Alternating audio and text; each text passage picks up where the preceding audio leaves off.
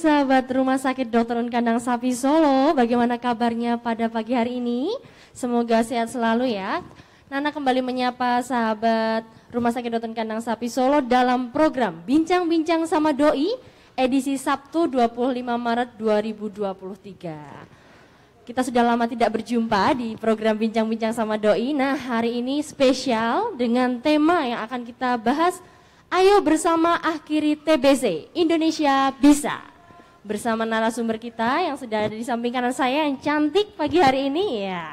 Selamat pagi Dr. Artrin Adi Putri, spesialis paru, magister biomedik. Bagaimana kabarnya dok? Selamat pagi Mbak Nana, luar biasa. Selamat pagi sobat dari Rumah Sakit Dr. Un Kandang Sapi Surakarta. Betul, gimana ya dok? Sehat ya dok ya? Sehat. Dan kita juga mengucapkan selamat menunaikan ibadah puasa untuk sahabat yang menunaikan.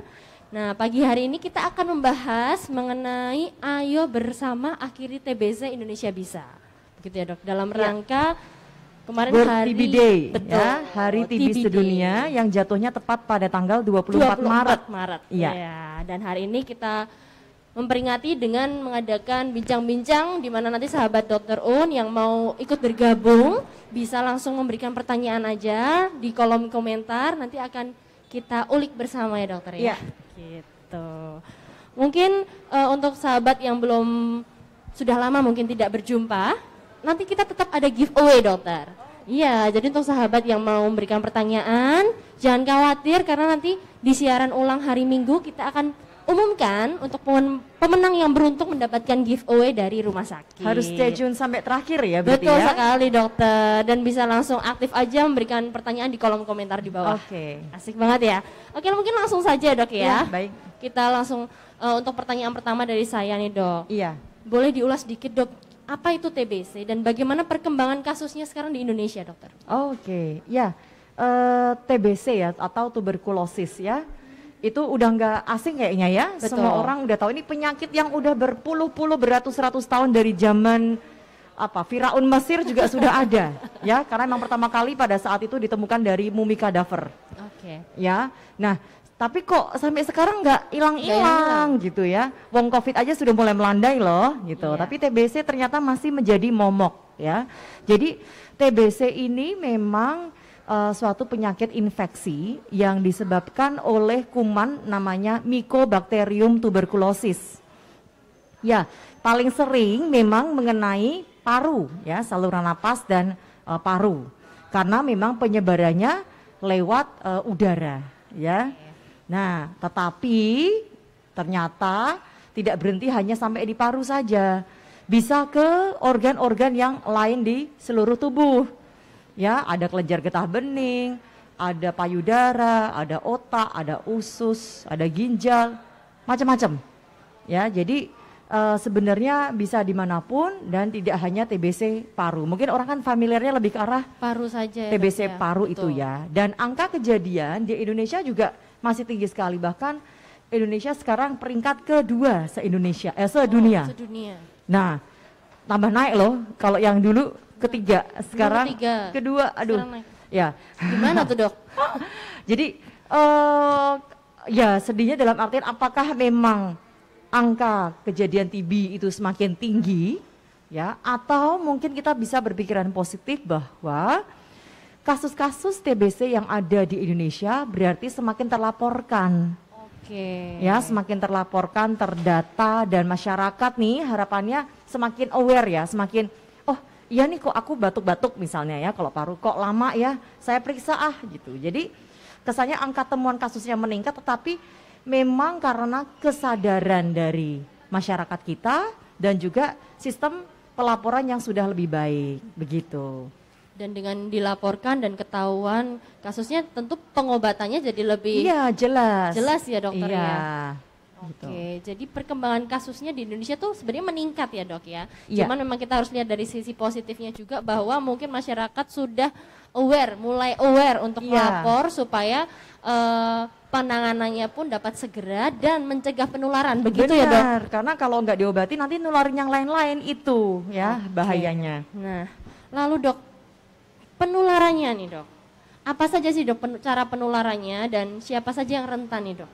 Ya, penularannya tadi Saya sebutkan memang lewat Dari udara. Jadi katakanlah yang menularkan adalah orang-orang yang TBC paru. Oke. Ya. Jadi pada saat dia batuk-batuk, ya, percikan-percikan dahaknya itu mengandung kuman TBC, dan itu memang karena ukurannya yang sangat kecil, jadi bisa agak terbawa angin, ya. Yang makanya kita bilang dengan airborne disease, ya, termasuk ya. Nah, kemudian itu bisa terhirup oleh siapa saja, terutama orang-orang di sekitarnya yang kontak erat. Jadi jelas yang istilahnya resiko tertular ya orang-orang yang kontak erat dengan orang sakit TBC paru.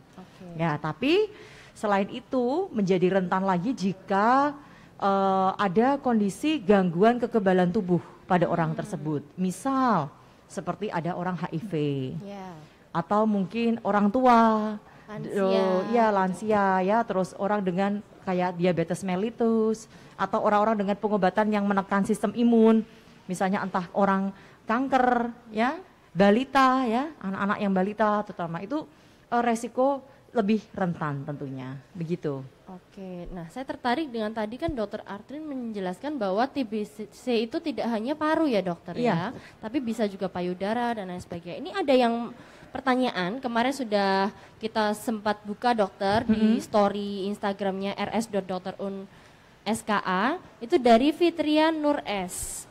Saya penderita TBC payudara, hasil ronsen baik, cek dahak negatif.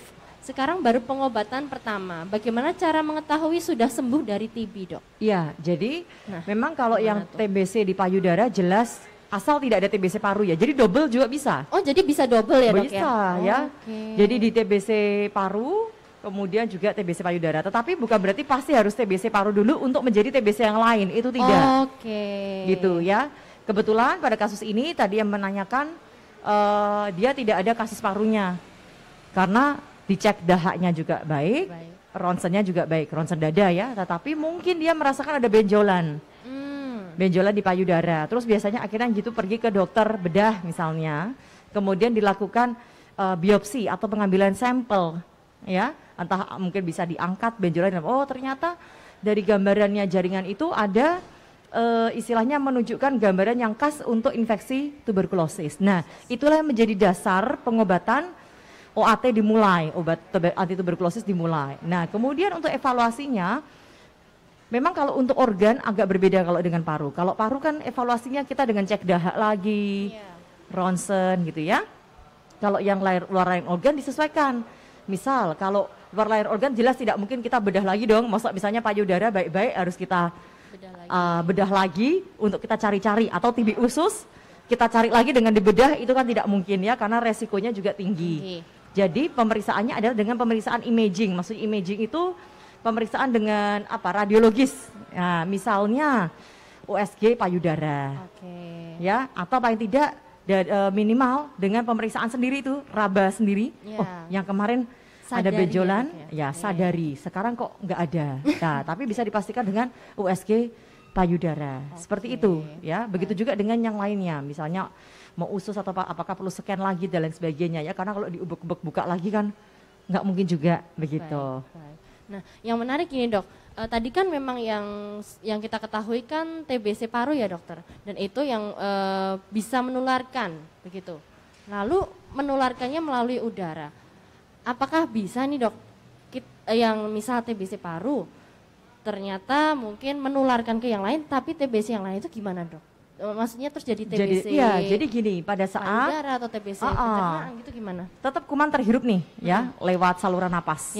Nah, akan masuk benar tetap ke paru. Tetapi apabila pada saat itu kondisi paru baik maka diperangi nih kumannya. Katakanlah pertahanan tubuh udah ada pasukannya nih, kuman nih gitu kan. Tapi ternyata kadang apabila tidak bisa, ya itu bisa juga akhirnya di parunya timbul suatu kondisi TBC. Terus kemudian ada yang lolos lewat kelenjar getah bening ataupun pembuluh darah. Nah, atau mungkin parunya bisa memerangi, tetapi tetap ada yang bisa lari, escape atau melarikan diri lewat pembuluh darah atau kelenjar getah bening. Nah, itulah yang lari ke organ manapun ya, tergantung nanti nyangkutnya di mana. Jadi parunya bersih, tetapi yang lainnya organ bisa ada yang kena, itu bisa. Gitu. Nah, untuk gejalanya dok, gimana tuh dok? Kalau paru kan jelas ya dok, kita dahak atau batuk, yang mungkin Oh tadi Ya. belum disinggung ya dok ya gejalanya. Mungkin kalau Ya. gejala yang paru dulu deh dok. Kalau gimana, gejala Dok? paru Mungkin secara bisa kita khas bandingkan ya, nanti. itu adalah batuk ya, batuk yang sifatnya lama. Jadi batuk kok nggak sembuh-sembuh sih? Ya, Oke. atau mungkin dikasih obat, mungkin berhenti sebentar, kesannya ya baik, tapi gitu lagi gitu ya. Terutama batuk yang berdahak ya. Ya. Kemudian bisa disertai dengan batuk darah, walaupun tidak selalu ya, atau nyeri dada ya bisa ada sesak napas juga bisa, tergantung dari beratnya lesi atau beratnya penyakitnya ya.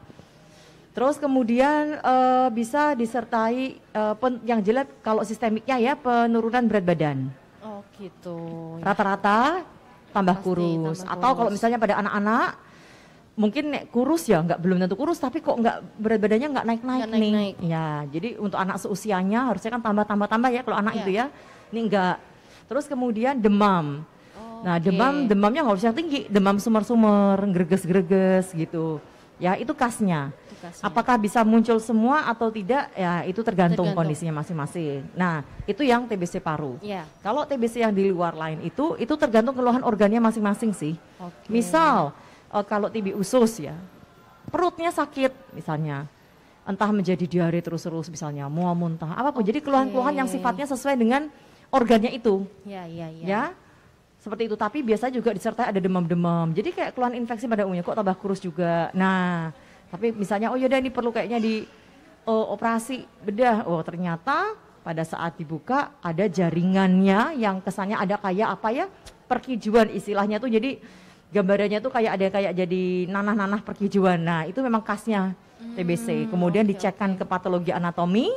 Nah ternyata benar sel-selnya mengarah infeksi TBC. Jadi keluhannya tergantung dari organnya masing-masing. Kalau misalnya payudara tadi mungkin ada benjolan, agak-agak nyeri misalnya ya. Bisa juga nggak nyeri gitu, tergantung juga dia mendesaknya gimana. Kelenjar getah bening misalnya ya. Kok ada berenjel-berenjel ya, tambah gede. Biasa juga nggak nyeri tapi kok apa ini ya? Nah, seperti itu. Jadi emang gejalanya masing-masing ya dok Iya. ya. Dan itu tidak boleh dianggap sepele ya dok ya berarti ya. Ya, harus misalnya segera kayak sampai diperiksakan ya, infeksi Dok. TBC-nya ke kepala ya, ke otak maksudnya ya, ke otak atau ke selaput otaknya. Itu bisa sampai kejang ya. Sampai nyeri kepala gitu. Jadi tergantung tempat lesinya masing-masing. Baik, terima kasih dokter. Nah ini sudah masuk dokter pertanyaan dari sahabat rumah sakit Dr. Un yang cukup banyak. Kita bacakan satu-satu ya dok. Dari Nadia Anggina 22. Bagaimana memberitahu kepada karyawan yang terkena TB agar tidak menular kepada yang lain dan bagaimana cara pengobatan agar tidak terjadi komplikasi? Ya, jadi kalau memang ada suatu entah perusahaan atau tempat kerja di mana ada karyawannya itu pengobatan TBC, ya, jadi memang pada saat awal lihat dulu. Kalau misalnya memang keluhannya batuknya sering ya, terus kemudian dia tampak lemah juga dan sebagainya, bisa mungkin diizinkan dulu untuk istirahat di rumah, ya, paling tidak lihat kalau awal kita kan pengobatan yang intensif dalam artian yang intensif itu dalam artian 2 bulan pertama itu kita kejar, katakanlah gitu. Jadi kayak kita bom gitu loh, kumannya kita bom ya. Jadi biasanya dalam 2 bulan utama itu ada orang-orang yang misalnya pekerjaannya berat malah kadang diistirahatkan 2 bulan ya. Tapi kan mungkin ada juga pekerjaan yang nggak bisa dong Nggak libur bisa terus selama 2 libur, bulan gitu ya. kan. Ya jadi macam-macam tergantung ya dari perusahaan kebijakannya bagaimana. Atau mungkin bisa tetap masuk tetapi taruh alokasi dia tempat yang mungkin tidak terlalu tertutup. Oke. Areanya lebih terbuka. Ya. Terus kemudian bukan berarti dikucilkan ya, tetap nggak apa-apa bisa bekerja pakai masker, edukasi. Kalau batuk harus keluar, seperti itu bisa. Dan pengobatan harus dipastikan tetap jalan. Gitu.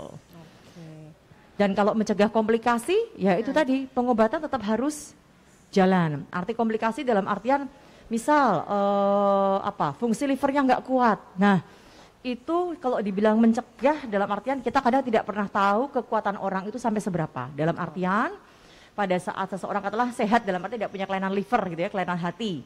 Terus dikasih obat TBC bisa jadi nggak kuat. Wah kok jadi mual muntah, fungsi livernya terganggu jadi meningkat. Ya sudah itu artinya berarti kita harus atur lagi pengobatan TBC-nya. Kita stop dulu, kita leremkan dulu. Kemudian akhirnya obat TBC-nya diatur mana yang bisa masuk seperti itu. Ya tapi pada prinsipnya intinya adalah tetap minum obat TBC sesuai dengan anjuran dokter dan apabila ada keluhan tidak nyaman, entah efek samping atau komplikasi, silahkan langsung lapor. Langsung Jadi jangan konsultasi ya, dihentikan, Dok, ya. jangan dihentikan sendiri dalam artian, ah udahlah aku nggak mau minum obat itu lagi gitu. Jangan ya Dok ya, harus Jangan. konsultasi lagi Iya, ya Dok. karena bukan apa-apa kalau TBC dan akhirnya stop pengobatan, sayang gitu. Nanti ke depannya ternyata mulai pengobatan lagi, nanti takutnya kumannya udah pada kebal. Padahal obatnya tuh sedunia juga itu aja dari dulu gitu loh. Sama ya Dok. Iya, gitu. Oke, nah ini sambung ke pertanyaan masih dari Nadia yang kedua Dok. Kenapa penderita TB sembuhnya lama? Apa yang menyebabkan penyembuhannya lama? Apakah tadi ya Dok ya? Iya, jadi tadi ya? kuman ini memang sifatnya kronis dalam artian beda sama kalau misalnya yang infeksi kuman pada pneumonia ya, bakteri-bakteri pneumonia. Mungkin kalau ada pernah Klebsiella, Streptococcus gitu ya, dia akut dalam berapa jam berkembang cepat. Ya. Kalau pada TBC itu butuh waktu 24 sampai 48 jam untuk dia bereplikasi. Jadi lama dan dia sifatnya memang sering dorman. Maksudnya nggak yang sifatnya aktif tapi sedikit-sedikit, makanya sifatnya kronis. Jadi pada saat orang akhirnya timbul keluhan ke dokter ya, dokter saya kok batuk lama nggak sembuh-sembuh. Nah itu sebenarnya perjalanan penyakit nyata udah lama, udah batuknya sebulan 2 bulan. Iya. Makanya penyembuhannya juga nggak bisa cuma kayak obat antibiotik biasa 5 hari itu seminggu selesai gitu ya. Jadi pengobatannya harus lama memang. Rata-rata berapa sih Dok lama pengobatannya? Minimal 6 bulan. Minimal 6 bulan. Minimal 6 bulan ya. Jadi karena memang itu tadi, jadi dia pasti ada fase dormannya. Yeah. Jadi pada saat dia dorman tuh dalam artinya dia tidur, tidak aktif tapi dia akan menyelubungi dirinya. Jadi kuman TBC pintar sekali. Jadi kesannya dia tidak menimbulkan gangguan, tetapi dia juga tidak mati. Nah, pada jadi saat masih kita bertahan di situ gitu ya. Iya, jadi pada saat kita lengah dalam pengobatannya udahlah kayak bagus nih berhenti. Ya, dia bisa tiba aktif lagi nanti bikin sakit lagi gitu. Gitu. Jadi itulah kenapa pengobatan ini tidak boleh berhenti ya Dok. Ya, Harus minimal 6 terus-terusan bulan 6 ya, bulan itu. minimal 6 bulan bisa lebih tergantung kondisi. Biasanya kalau TBC yang di luar paru bisa sampai 9 ataupun 1 tahun. Oke. Gitu ya, mungkin atau disertai dengan komplikasi, misalnya dia punya diabetes ya, nah itu mungkin harus lebih lama ya, tergantung evaluasi nantinya dari dokter gitu. Baik. Pertanyaan selanjutnya dokter, apakah ibu hamil yang terkena TBC bisa berpengaruh terhadap janin? Oke, enggak selama diobati. Jadi minum obat pada ibu hamil itu tidak ada kontraindikasi untuk minum obatnya. Memang ada obat TBC tapi yang suntikan kayak streptomycin, kanamycin itu pada ibu hamil berbahaya. Tetapi untuk obat TBC yang biasa, maksudnya biasa dalam artian pada saat seseorang pertama kali didiagnosis TBC dan minum obat TBC itu tidak ada kontraindikasi atau bahayanya untuk ibu hamil. Malah justru minum. Karena bukan apa-apa, nanti kalau memang tidak ada penularan gini ya, misalnya ibu sakit TBC, nanti bayinya juga sakit TBC, jadi ditularkan misalnya lewat darah plasenta, itu tidak. Tidak, Ya, oke. cuman kalau gisinya ibu sakit, gisinya kan jadi apa ya, terganggu, menurun gitu ya. Nah, nanti nutrisi untuk bayinya juga bahaya, begitu ya. Atau mungkin yang ibu menyusui, obat TBC nggak masalah. Ada lewat ke ASI cuma sedikit sekali dan itu aman masih. Nah cuma yang bahaya pada ibu menyusui sama bayi adalah hati-hati kontak eratnya. Oh ya. Ya kan karena namanya bayi kan depel nih ke ibunya Betul. terus. Jadi hati-hati adalah masalah kontak eratnya. Oh anak saya sakit TBC ya, keturunan ini saya juga TBC. Nah sebenarnya bukan masalah keturunan, tetapi karena kontak eratnya begitu. Oke, jadi sebetulnya ini bukan penyakit yang menurun ya Dok. Bukan. Tapi karena memang kontak eratnya atau nanti takutnya mempengaruhi dari jumlah nutrisi janin yang memang kurang karena ibunya mungkin penurunan nafsu makan dan lain sebagainya. Dan gitu hati-hati ya, juga istilah kontak erat juga harus diperluas. Kalau dulu kan mungkin ya, kalau saya dulu sekolah masih belajar aja waktu dokter, istilahnya ini kontak erat tuh terbatas pada ayah, ibu, saudara, istilahnya satu rumah. Yang satu rumah. Tapi sekarang enggak ya Dok ya. Sekarang kan orang tuh kan semakin mobilitasnya tinggi ya, anak-anak kecil banyak yang anak-anak Dok, padahal saya nggak ada yang kena TBC, suami saya juga nggak ada kok, anak saya sakit TBC. Tapi lihat dulu siangnya kemana anaknya, ternyata dibawa main ke rumah tetangga. Nah tetangga ada yang sakit misalnya. Betul. Jadi istilah kontak erat tuh ternyata tidak sebatas hanya lingkup keluarga kecil, itu yang harus digali lebih jauh. Baik, siap. Berarti memang kita harus saling menjaga juga ya Dok ya. Iya. Intinya itu. Jadi harus sadar diri ya, Sadar dalam diri. artian kalau memang kita merasa kita sakit, walaupun itu belum tentu TBC lah apapun. Kita aja flu biasa juga suka saling Betul. tular-tularan kan Betul, serumah betul. gitu kan. Iya, kalau kenanya pada orang yang mungkin sama-sama sehat paling berapa hari selesai. Tapi kalau pada orang yang punya penyakit tertentu, waduh bisa lama kan. Itu kan mungkin tidak yang terus jadi berat, tetapi tetap menderita ya. Namanya orang batuk pilek itu nggak nyaman misalnya gitu ya.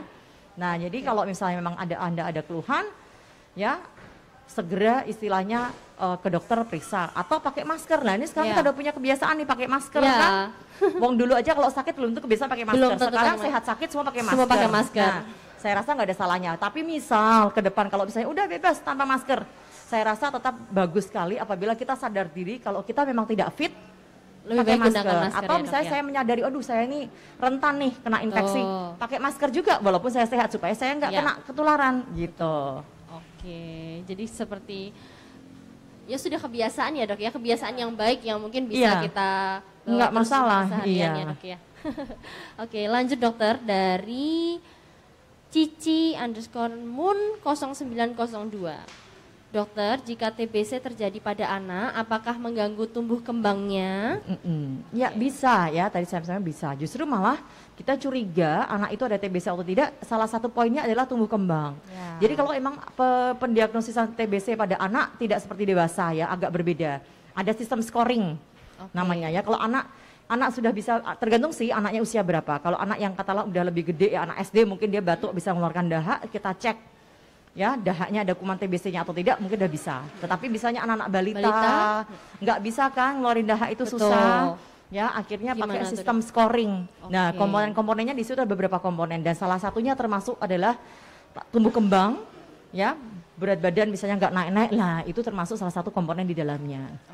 Gitu. Melanjutkan dok, ini masih terkait anak ya dok, dari Arshila Putriani Sanjaya 1. Dok, apakah anak yang tidak diimunisasi lengkap rentan terkena TB? Nah untuk TBC sendiri kita pasti udah kenal vaksin BCG. Betul. Bayi usia 1 bulan program Indonesia semuanya harus vaksin BCG. Tapi udah vaksin BCG kok tetap kena TBC ya? Memang iya. Jadi bukan membuat kebal untuk terinfeksi dan sakit TBC. Tetapi mencegah supaya apabila kena TBC tidak menjadi suatu kondisi yang berat. Itu tujuannya BCG. Jadi bukan berarti kalau udah BCG, saya udah BCG, kok saya masih kasih TB, bisa banget, tetap ya.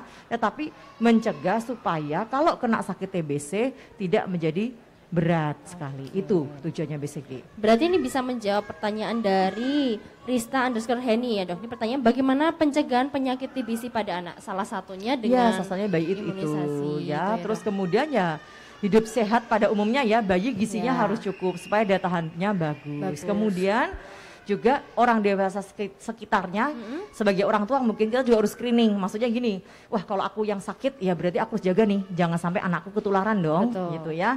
Entah pertama pakai masker pencegahan, terus kemudian ke dokter berobat ya gitu, atau mungkin misalnya orang di sekitar pengasuh ya. Nah jadi istilahnya saya mau menerima pengasuh untuk anak saya, screening juga kesehatannya gitu ya, baik apa enggak, karena bagaimanapun nanti dia yang akan kontak erat dengan anak kita gitu. Nah untuk screening khusus dok, misalnya kita memang belum ada gejala apa-apa nih dok, cuman kan alangkah lebih baiknya untuk kita mencegah ya dok ya. Itu yang disarankan screening apa nih dok? Sebenarnya seperti kayak medical check up biasa ya, tentunya kalau kita medical check up dengan kondisi baik ya, misalnya nggak ada keluhan, tetap suara napas sama dokternya didengerin kan, suara napasnya nggak ada yang kasar misalnya. Kemudian ronsen ya, dok, ya itu yang paling gampang ya, yang paling gampang ronsennya bersih, nah begitu. Oke, jadi memang perlu ya dok ya untuk medical check up ya dok, perlu medical check up rutin terutama, dan di Rumah Sakit Dr. Kandang Sapi bisa ya dokter bisa banget bisa ya. Dokter, kita ada banyak medical check up yang mana mulai dari medical check up ginjal, medical check up hati, lengkap itu, ya, lengkap itu juga ada, yang simple juga ada ya. Nanti langsung aja menghubungi pusat informasi atau di 081553300333 untuk menanyakan informasi terkait layanan informasi rumah sakit. Nah ngomong-ngomong soal gizi dokter, kita kan tadi juga salah satunya untuk salah satu upaya supaya tidak tertular kan kita menjaga kondisi tubuh ya dok ya, dengan makanan yang bergizi tentu ya dok ya. Nah Rumah Sakit Dr. Kandang Sapi juga menyediakan nih dok catering, cafe diet. Nah, lengkap ya. Lengkap dong. Jadi tidak hanya layanan Rasanya konsultasi enak dokter. nggak? Rasanya Enak atau enggak tentu enak dong dokter. Apalagi di depan kita dokter tepatnya itu sudah ada cafe diet yang disulap dokter. Waduh, siap Jadi, diserbu nanti habis siap ini diserbu. ya. Disulap menjadi cafe alias mirip juga sama coffee shop. Karena kita Wow. juga ada produk terbaru yaitu Kopi Un. Nah, kopi Jadi ini baru nih dok. makanan sehat juga jangan identik kan bisa orang aduh ini nggak enak rasanya. Iya, padahal nggak ya. gitu ya dok. Kita menu-menunya enak semua dari barat, timur ada. Oke. Dan dimasak fresh langsung oleh koki kita di Wes. cafe diet gitu. Jadi mau makan di sini bisa sambil ngopi atau dibawa pulang, catering juga bisa. Nah catering ini paling enaknya gini dok, kalau misal kita ada gangguan makanan atau harus pantang tertentu nih dok, nanti bisa dikonsultasikan sama ahli gizi, akan dibuatkan masakan sesuai yang kita butuhkan. Oke, bisa request juga Bisa ya. request, Oke. bisa rendah kalori, rendah garam, itu bisa lah semuanya. Gitu. Nah, untuk pemesanannya bisa via WA di 081576393333 atau ke nomor telepon rumah sakit di 0271643139. Bisa diantar sampai ke rumah. Gitu. Lanjut ya dok ya. Oke. Lanjut. Ini tadi ada pertanyaan dari Revianti D. Apakah TB menular?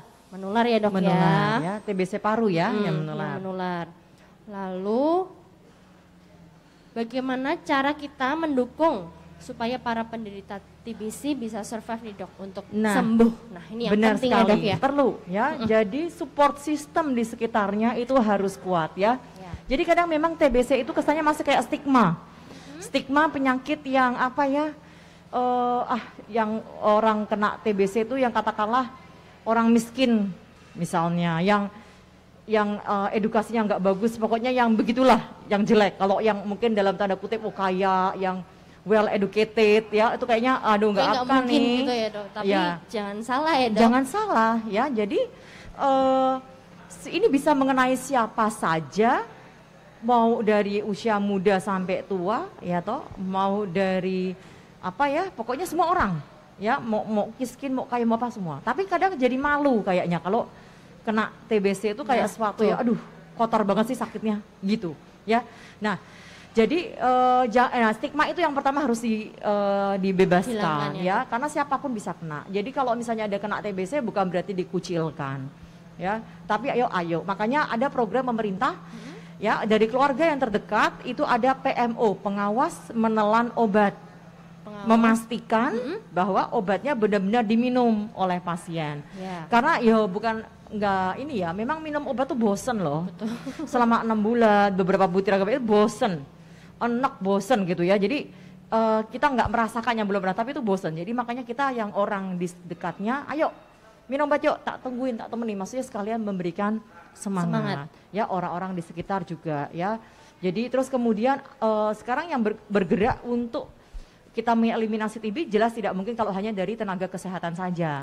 Ya, jadi banyak sekali apa istilahnya, suatu paguyuban ya, itu isinya orang-orang awam tapi peduli terhadap kesehatan, khususnya di tuberkulosis ya. Jadi mereka bergerak edukasi untuk kader-kader di daerah-daerah ya, terus mengadakan sarasehan dan sebagainya, dan juga memberdayakan pasien-pasien yang orang sakit TBC itu ayo tetap berkarya, tetap ini. Jadi bukan satu hal yang aduh kayaknya kalau kita sakit TBC aku nggak akan bisa apa-apa, misalnya begitu. Bahkan yang untuk tuberkulosis resisten obat ya, itu lebih berat lagi, minum obatnya lebih berat dan lain sebagainya. Nah, yang mantan-mantan atau sudah lulus nih alumni dari sakit TB resisten obat, mereka ada paguyubannya dan mereka memberikan support kepada yang masih menjalankan pengobatan. Dan ada pertemuan sarasehannya ya. Jadi kalau kita mungkin dokter yang ngomong kan belum pernah ngerasain minum obat kan, kita cuma bisa ngomong ayo Pak diminum, semangat lah. Oh, gue ngerasa aku kayak opo. Nah, tapi kalau dari yang orang yang sudah pernah mengalami, ayo bisa, aku dulu juga gitu.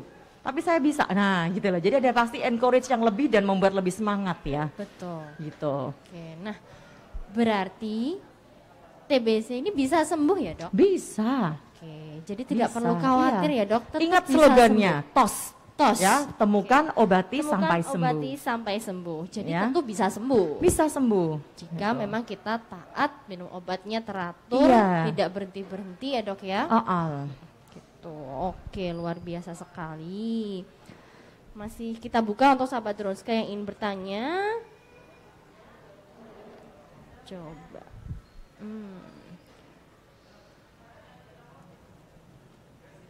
Nah, tadi kan kita sempat ngobrol-ngobrol di sebelum acara mulai ya dok ya. Nah, ini kita ada ini ya dok ya, apa seperti target gitu ya dok ya Oh untuk ya? kita Indonesia khususnya. Kan tadi judulnya Ayo Bersama Akhiri TBC Indonesia Bisa. Iya. Nah, itu gimana dok? Ada target tertentu nggak sih? Iya, dokter? jadi sesuai program dari WHO ya dunia bahwa target NTB ya dunia itu tahun 2035. 2035 Nah, untuk dunia ya dok? Untuk dunia. Nah, dalam rangka menyongsong dalam artian ikut ambil bagian harus dong. Kalau dunia aja harus gitu, berarti kan kita Indonesia juga, part of dunia. betul. Ya loh? Jadi kita juga harus bisa. Nah, Indonesia menargetkan atau berkomitmen bahwa kita akan mengakhiri TBC Zero TB pada tahun 2030. Wow, 2030. Berapa tahun lagi nih? 7 tahun lagi dok? 7 tahun lagi. Ini sudah 2023 Iya. loh dok. Sempit sekali nih waktunya ya. Jadi jangan bilang 7 tahun masih lama. Enggak loh, udah beribu-ribu tahun nih TBC ada dan ini sekarang target tinggal 7 tahun lagi. Itu luar biasa. Tetapi ya harus optimis, bisa pasti kita ya. Seperti judulnya ya dok. Iya, karena itu semuanya harus bareng-bareng ya. Dari semua bagian, tidak hanya dari tenaga kesehatan, pemerintah juga, masyarakat terutama. Karena kekuatan besar kita ya di masyarakat.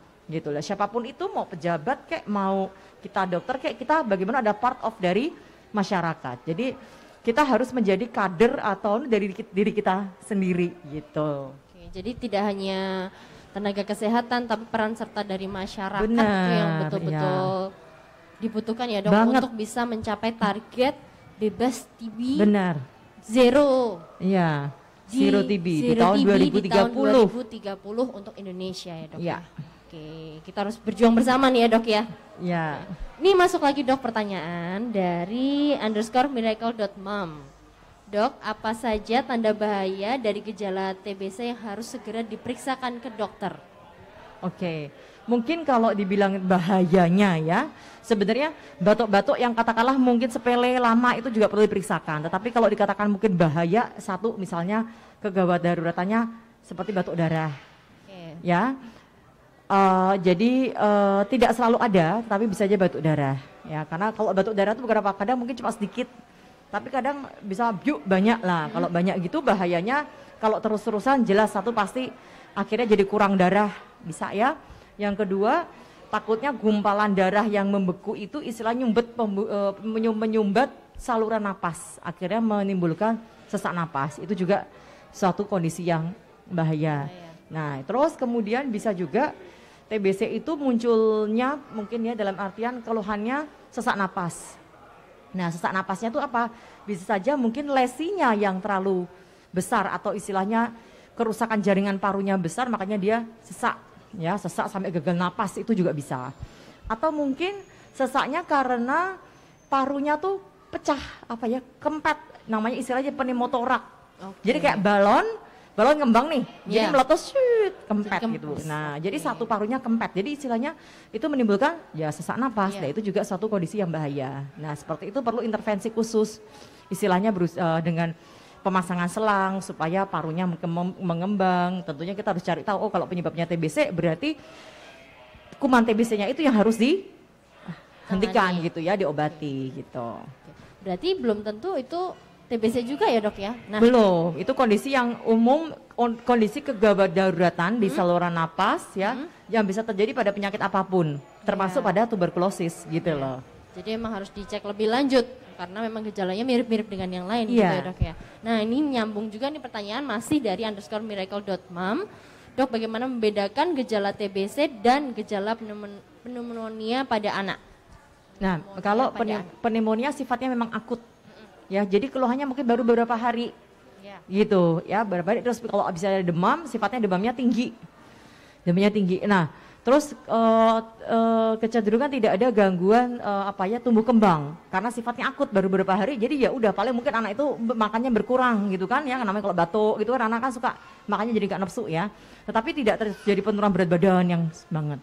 Nah kalau pada DBC karena sifatnya kronis tadi batuknya lama, kemudian tumbuh kembangnya nggak naik-naik, entah turun atau mungkin ya segitu-segitu aja nih, segitu-segitu aja, nggak naik-naik sesuai dengan usia pertumbuhannya itu, ya itu sih lebih ke arah akut dan kronisnya. Gitu. Oke dokter, ini masih ada pertanyaan nih dok, cuman tadi sepertinya kita sudah bahas, nggak apa sih kita bacakan aja, nanti mungkin bisa diulas sedikit aja.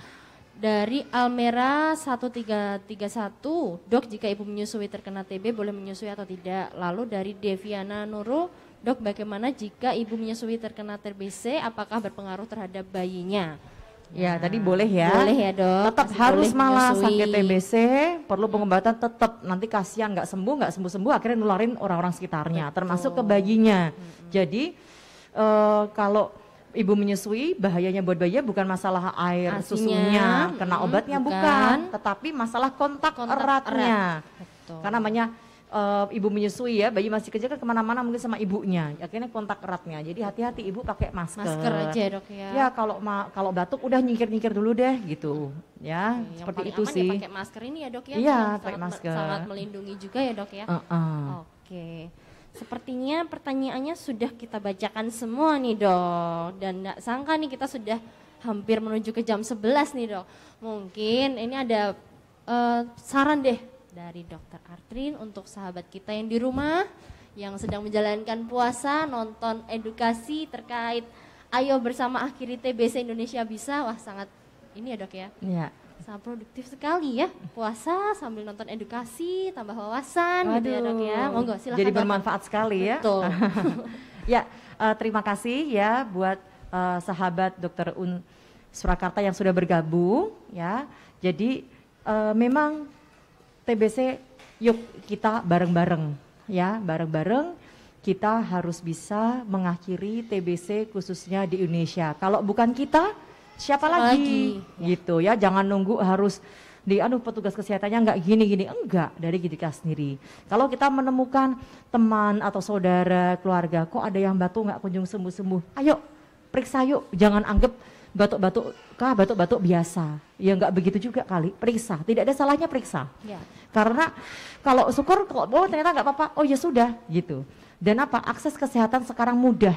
Ya, di mana-mana, tidak harus rumah sakit besar, puskesmas terdekat pun silahkan bisa ya.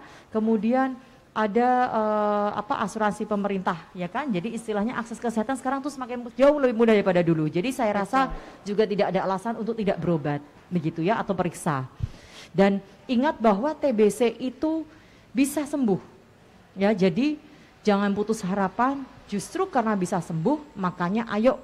Kalau misalnya memang pengobatan sampai tuntas gitu. Betul. Sayang kalau tidak. Ingat selalu slogan TOS, temukan, obati sampai sembuh. Gitu. Ya, betul. Terima kasih Dokter Artrin. Nah, tadi yang belum saya ingatkan dok, Rumah Sakit Dr. Kandang Sapi Solo itu juga memiliki klinik TB Dots gitu ya dok ya. Nah itu untuk salah satu klinik yang sudah disediakan rumah sakit yang menerapkan prinsip pencegahan dan pengendalian infeksi atau PPI yang terpisah dari tempat pelayanan pasien lain dok. Iya.